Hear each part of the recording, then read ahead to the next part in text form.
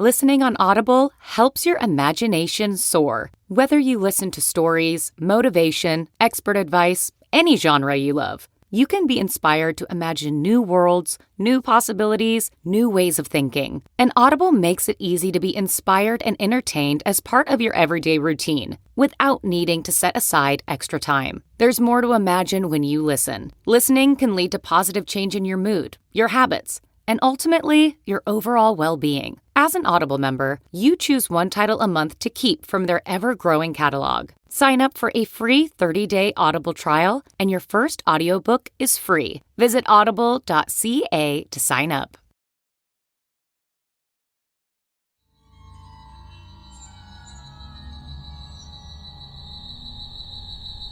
We waited inside, among the nighttime shadows. Door locked tight, bolted, as if that would save us from the gallows. It was then we heard an upstairs cry, an unnatural tone, furious yet tinny and far too high. But we dared not move, we dared not run, for we all wished dearly to live to see the sun.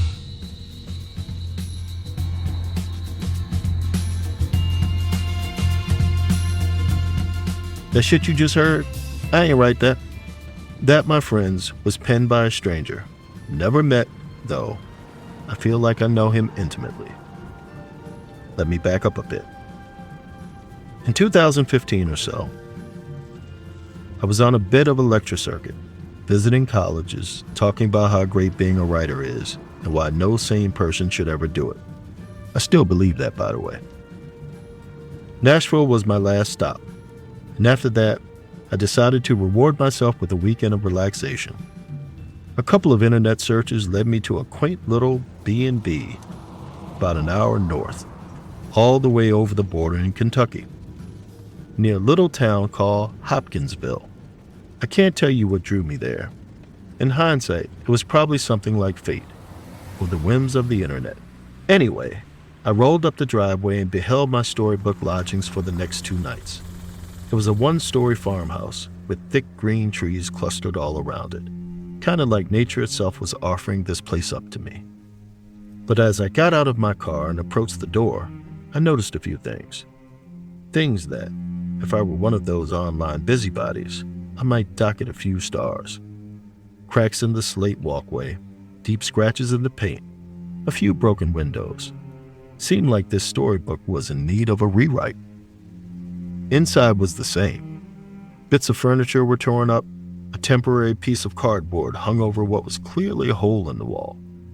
My critical eye was interrupted by the proprietor, who hustled out to check me in.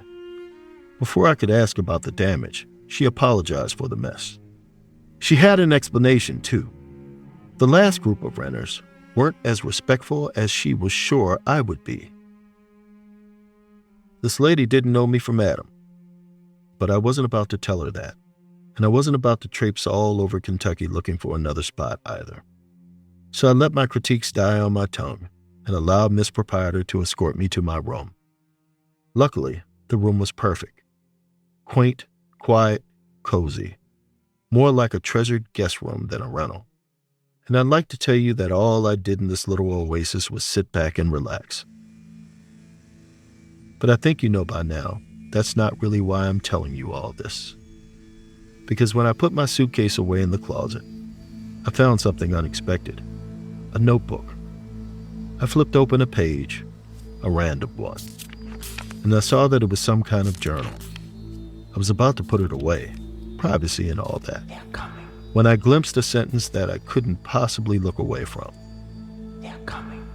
They're coming. They're coming. They're coming. And a little further down the page from that, they're here.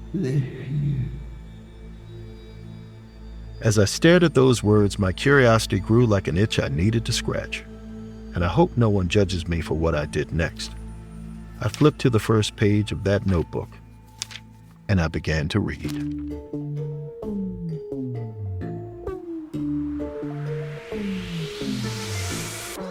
You're listening to Run, Fool. I'm Rodney Barnes. and this is episode 4, Hopkinsville Goblins.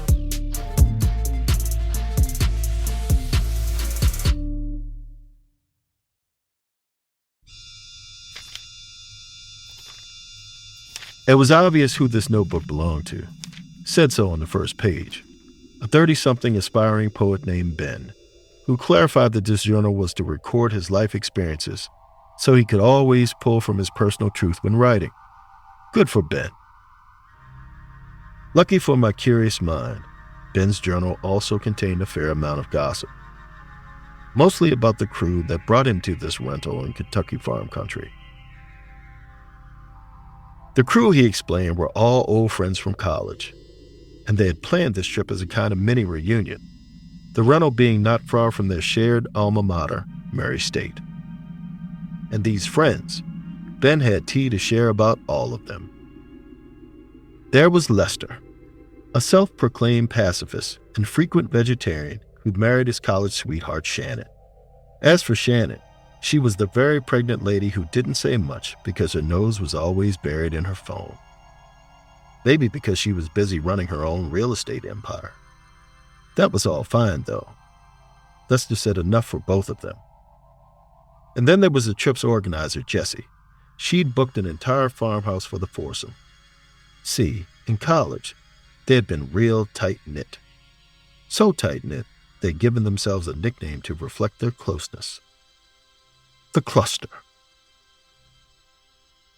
Except sometimes there's a friend who hangs on to those good old days, while everyone else moves on. Ben was living in New York and had a shoddy writing career going. Lester and Shannon were expecting a kid, and Shan worked full-time and then some. But Jessie, well, she was the hang-on. She never left Kentucky, still worked on campus at Murray State, and still regularly asked the foursome to get together, which they almost never could, busy lives and whatnot. This weekend, however, the group had caved and agreed to a cluster reunion, which Jessie was obviously thrilled by. When the cluster all got to the farmhouse she'd booked, Jessie proudly presented them with a weekend itinerary. Cocktail hour once they settled in? Sorry, Shan, you can drink Sprite. And then tomorrow, they could hit the Little Green Man Festival. Now that elicited more than a few groans. Apparently, the cluster used to go to this event regularly. It's some kind of kitschy fest to celebrate the area's claim to fame, an alien encounter. In the 1950s, a farmsteading family claimed they engaged in a shootout with a pack of extraterrestrials. It ripped through the headlines at the time and sent the country into a tailspin, wondering if aliens had indeed visited our precious Earth. Hordes of looky-loos descended on the area, hoping they'd find evidence of what had been dubbed the Hopkinsville Goblins. Thing was, no one could ever prove this family saw what they saw. Most thought it was a hoax, or they'd gotten drunk and seen a horde of owls. Stuff like that. In short, a lot of folks claimed the whole rigmarole was BS. Jessie was into it though, like really into it. She even told them the old farmstead where it happened was just down the road. But all she got were some polite murmurs of faux interest as the group filed inside their rental. By the way, in case you were wondering, judging by the way Ben described this place, there was no doubt. I was indeed staying in the same locale as the cluster. Same house, same location. But from what he described, there were a few differences. Like an ornate shotgun on the wall that I hadn't seen.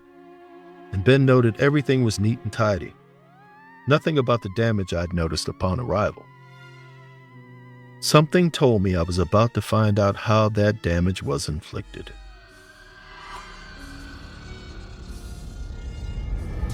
The group put their gear in their rooms and dutifully congregated in the living room for Jessie's first itinerary item, drinks. She put the music up loud and made a whole show about pouring shots of that same plastic bottle tequila she always drank in college, even though she could afford the better stuff by this point. But Shannon couldn't partake on account of the baby, and Lester and Ben just sipped on theirs with a wince here and there. Ben wasn't much of a drinker anymore, and Lester, he was distracted by the gun on the wall. Lester hated guns.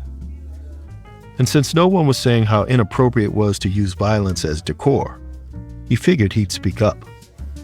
He shouted his anti-gun tirade over the music while the others nodded along. It just all felt a little tense, not like it used to be in the heyday of the cluster. It was starting to get to Jessie. Usually her friends gave her a hard time about hanging out. Then once they were all together, it was magic. Like no time had passed. But right now, it kind of felt like they were all strangers. It was the kind of revelation that required her to get some air, so she headed outside for a smoke. Lester caught Ben's eye and mouthed some judgy about Jessie still smoking. Shannon didn't even look up from her phone, not until Jessie barged back in, and her face was ashen, and her cigarette still unlit in her hand. She looked like she'd seen something outside, something that had scared the shit out of her. Jessie gestured wildly at the door and asked the group if they'd seen that. Some kind of thing, a machine in the sky, flying low. It disappeared in the trees not too far away. A plane, Lester asked? But Jessie shook her head. She didn't think so. It moved weirdly, like up and down, sideways, and all that. The rest of the cluster traded looks, eyebrows raised. Finally, Ben wondered, if it wasn't a plane, what was it? Jessie had no idea. All she knew is that all her friends were staring at her like she had 1,000 heads.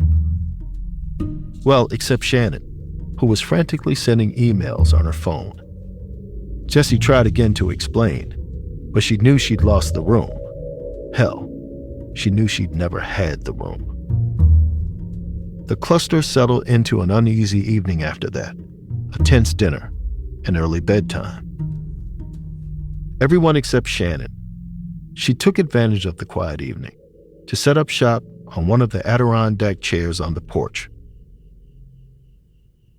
After about an hour of hunching over her laptop screen, she leaned back and rubbed her eyes, wondering how she was going to get out of that deep chair with her 8-month belly and no one to pull her up. A loud rustle came from the darkness, near the edge of the porch. Some animal, maybe. She set her laptop down and shined her phone light on the spot. Nothing there. So she moved the beam along the edge of the porch and stopped on what looked like a pile of pale green wax. It reflected against the light, like it was slick with Vaseline. It moved. First, a small stir. Then, it shot out of the path of her flashlight into the darkness. Before she could see what the hell it was, a moment passed. Then another. The countryside was quiet. Shannon waved the flashlight around, hoping to catch a glimpse of it, or hoping to confirm it was gone, which it seemed to be. So she struggled out of the chair back towards the house, flashlight still scanning the porch. That's when she heard the sound of running footsteps and a big thud, like something had just launched itself into the air. She looked to her left, just in time for her light to catch a pair of humongous glowing amber eyes, flying towards her like a bat out of hell. Shannon gasped as this thing hurtled into her. Its arms wrapped around her face, and a pair of thin legs latched themselves around her torso. A cold breath panted against her cheek as a slimy hand grabbed her jaw and forced her mouth open. Its flesh tasted rancid on her tongue as webbed fingers creeped between her lips, trying to reach down her throat, maybe trying to reach down to her belly, towards the child that was growing there. But then something whizzed through the air, hitting the creature. It fell from her chest, leaving Shannon wheezing. Jessie stood at the door looking shell-shocked. She'd just hucked a box of cigarettes at that thing. Must have been heading out for a smoke break. The why of Jessie's presence left Shannon's mind when she heard a rhythmic clicking sound. But she didn't just hear it. She felt it. A frenetic vibration that ripped through her entire body, filling her with something like static. It was like nothing she'd ever experienced, but she knew exactly where it was coming from. That thing. Jessie grabbed her arm and pulled them both inside, slamming the door shut behind them. They waited there, panting, as a creak came from the porch, along with the rapid pattering of footsteps. Then the handle on the door turned, ever so slowly, and stopped. Nothing else happened. Behind them, a sleepy Ben and Lester plodded into the room, and Lester loudly wanted to know, what the hell was all that noise? At the sound of his voice, the door shook violently, like that thing outside was ramming itself against the wood, hoping it would splinter. But then, seconds later, it was quiet again. It stayed that way. The question started. Ben and Lester, of course, wanted to know what was going on. Jessie demanded Shannon tell her what that was. Shannon asked Jessie to explain what she'd seen when she came outside. It was absolute chaos. Shannon pulled out her phone and called animal control, who didn't pick up. Jessie called the police, but when she explained what was wrong, they laughed. And why wouldn't they laugh? It was the weekend of the Little Green Man Festival, the anniversary of the fateful night 60-some-odd years ago, when that family had claimed to be attacked by aliens. And every damn year around this time, the police got a lot of prank calls about strange critters running around.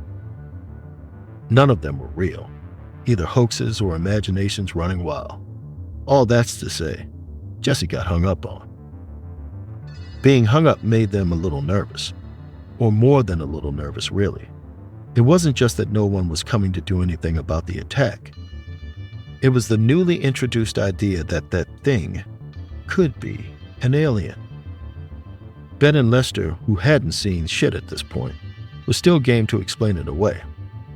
They wondered if the attack had been some kind of animal. Possums are really creepy, Ben said. He'd even written a horror poem about them. It was called The Perilous Possum, and a snippet was included in the journal.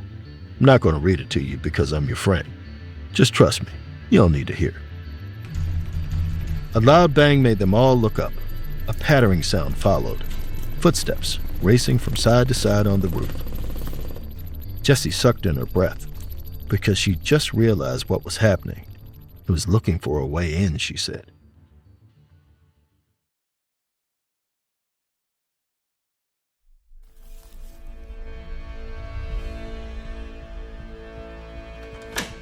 Shannon and Jessie sprinted around the house, closing and locking all the doors, and ordered Lester and Ben to do the same. Ben headed to the bathroom on the first floor, right by the kitchen, and he didn't say this to anyone, but he was actually getting excited.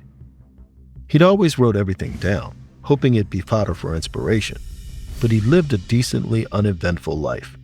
So even if there wasn't some kind of extraterrestrial visitor outside, this chaotic night was gold. Inside the bathroom, the window was open. A slight breeze blew its lace curtains around. He reached over and slammed it shut, then turned to leave. A noise stopped him. It sounded like the window was opening again, because it was. A pair of long, lustrous fingers curled around the bottom of the frame. They pushed the pane up slowly, but firmly. Then a pale arm reached in, followed by a shoulder, then a round, bulbous head, which looked right at Ben. Its huge, glowing eyes took up almost its entire face. Its slack skin glistened in the moonlight. Then it dropped into the bathroom and unfurled itself. It was short. A muscular torso teetered on overly thin legs. It looked like a roided-up version of those cardboard cutouts they usually had at the Little Green Man Festival every year, which told him the impossible was actually happening. That there hadn't been a possum attack, that this was a Hopkinsville goblin. He felt the scream tear from his throat as this thing, this alien, stumbled forward with its webbed hands outstretched. A deep, ethereal clicking sound came from its throat, filling Ben with that horrible, horrible static that Shannon had experienced. He stumbled backwards, hands over his ears as he tore out of the bathroom. The cluster congregated around and waited for him to explain his screams. But when he caught his breath, he noticed all their faces had turned from curiosity to horror. They were looking at something behind him.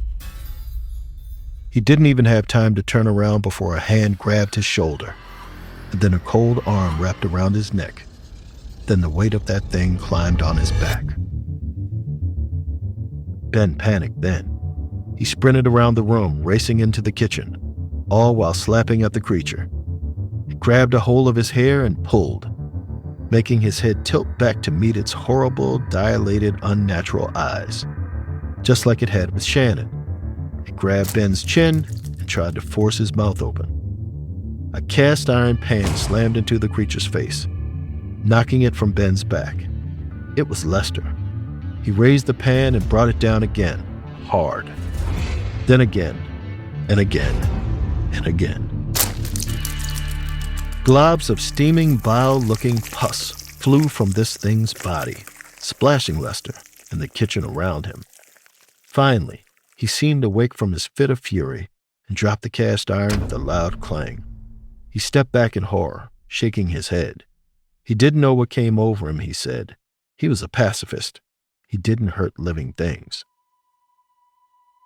The cluster took in the absolutely demolished thing on the floor. The relief was palpable. The monster, goblin, whatever it was dead. Then, the night outside filled with a deafening, vengeful chorus of what can only be described as scream clicking. The cluster froze as the sounds made their bodies vibrate and their hair stand on end. Those cries, they were more than physically unbearable. They meant that the farmhouse was surrounded. Some things were becoming clear. There was more than one alien. Its kin knew that it was dead, and they were pissed. And no one was coming to help them. Jesse turned to the cluster and said that they needed to hunker down or find a way out of there. The others nodded and agreed, hunker down. So they each grabbed whatever they could to find as a weapon. Jesse took the cast iron. Shannon decided on a knife in each hand. Ben found some kind of electric mixer. Lester looked around for inspiration, and his eyes fell on that gun on the wall, the one he hated. The representation of everything he abhorred.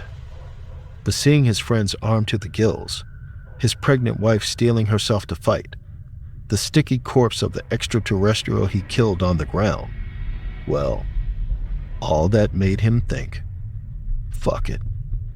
He grabbed the gun and took a seat at the couch. His shaking hands aimed the barrel at the door. The screams from outside died down, and the group sat there in silence. Every now and then there'd be footsteps on the roof.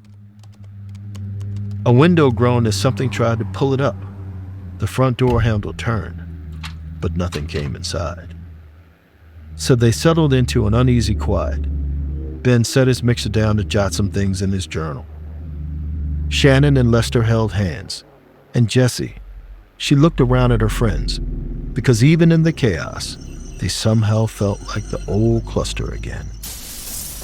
Every window in the kitchen suddenly shattered, the shards flying inwards as the lithe bodies of at least a dozen little creatures launched themselves through. The cluster was on their feet. Ben hucked every object he could find at the onslaught. Jessie swung her goblin blood-dripping cast iron around. Shannon's frantic knife swings whizzed through the air. Lester's rogue shots peppered the walls, shattered lamps. That is, until an alien jumped onto his shoulders and attempted to force a hand down his throat. Lester jammed the gun's butt over his shoulder, knocking the creature off with a shriek. Enough was enough. Their hunker down was over, so Lester took the initiative and barked out what he considered a life-saving order. Run! The cluster sprinted for the front door. Lester brought up the rear. He shot wildly as he ran and therefore tripped over himself as he tried to make it down the porch steps. He hit the ground and covered his face with his arms, anticipating 1,000 slimy hands grabbing him. There was only one, and it wasn't slimy. It was Jesse. As soon as Jesse helped him up, they heard Shannon's cry of warning. Jesse and Lester turned just in time to see 3 of those goblins launch themselves off the roof.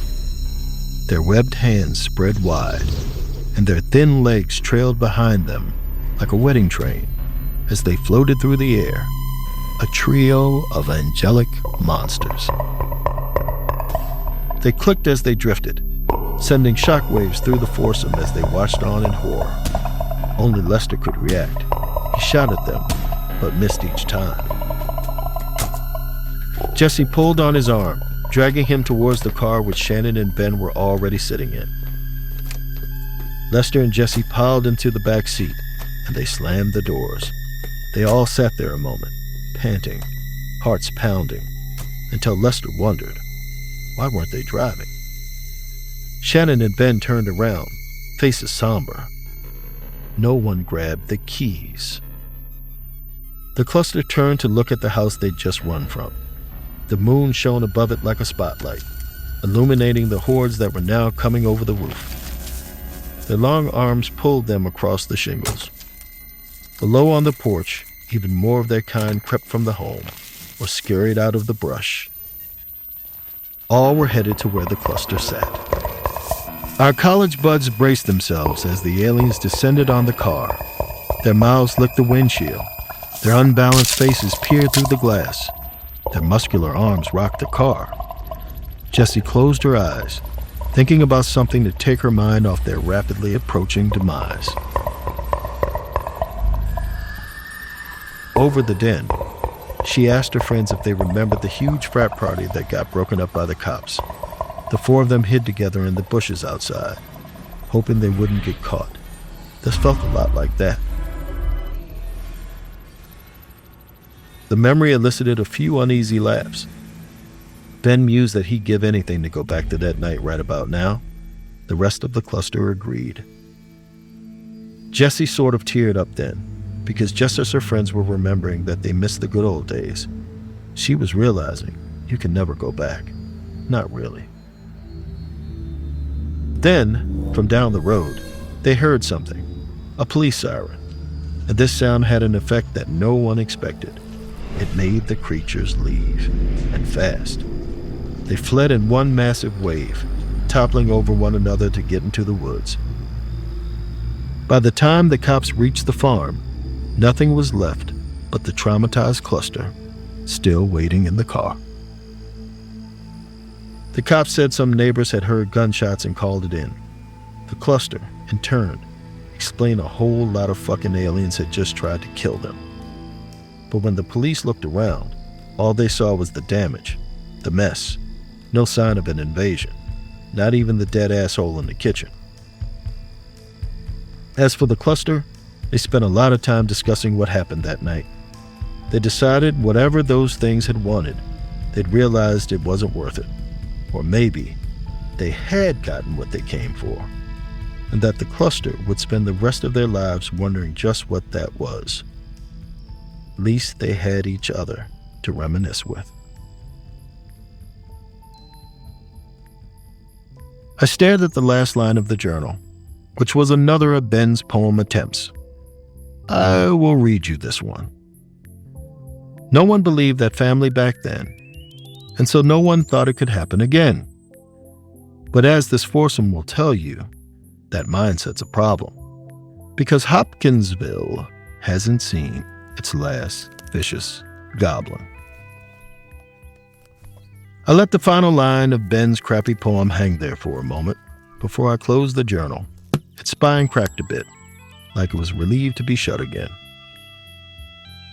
I could hear the birds chirp outside, could feel the softness of the sheets under me on the bed. It was a nice place to stay. But sadly, I was pretty sure I wasn't going to do much relaxing here. I'd have to inform Miss Proprietor I was checking out early.